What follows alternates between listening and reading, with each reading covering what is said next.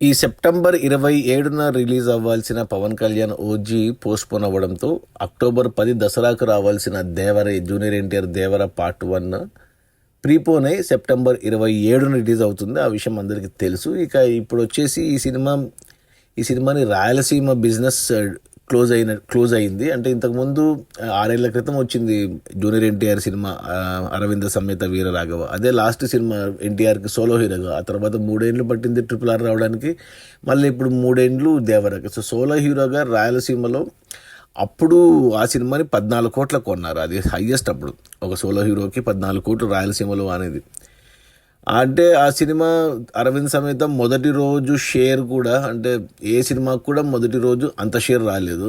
అదొక రికార్డు ఉంది జూనియర్ ఎన్టీఆర్కి రాయలసీమ వరకు. ఇప్పుడు ఈ దేవరాకున్న క్రేజ్ను బట్టి చూస్తే ఇప్పుడు చాలా ఎక్కువ కొన్నారు రాయలసీమకి డిస్ట్రిబ్యూటర్లు. మరి 23 కోట్ల కొన్నారు ఒక రాయలసీమకి, 4 జిల్లాలకి. రాయలసీమలో 23 కోట్లు షేర్ రావాలి అంటే ఆల్మోస్ట్ 50 కోట్లు గ్రాస్ రావాలి ఒక్క రాయలసీమ వరకే. అది ఇక చాలా కష్టం అది.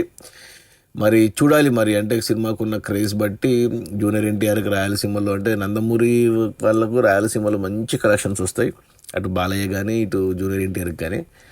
మరి 23 కోట్లు కొద్దిగా ఎక్కువే, ఎందుకంటే ఆచార్య సినిమాతో కొరటాల శివ కొంచెం వెనకబడ్డాడు. అయినా కానీ క్రేజ్ అయితే ఉంది సినిమాకు జూనియర్ ఎన్టీఆర్ వల్ల. అందులో సోలో హీరో 6 ఏళ్ల తర్వాత సినిమా ఏమాత్రం అంచనాలకు అందుకున్నా వచ్చేస్తాయి. చూడాలి. ఇంకా మిగతా ఏరియాలు తెలంగాణ, ఆంధ్ర, కర్ణాటక, ఓవర్సీస్ ఇంకా బిజినెస్ ఇంకా క్లోజ్ కాలేదు. ఒక రాయలసీమ ఒకటి క్లోజ్ అయింది. 23 కోట్లు ఒక రాయలసీమకి షేర్ రావాలి అంటే 46 కోట్లు గ్రాస్ రావాలి. చూడాలి. Okay, bye.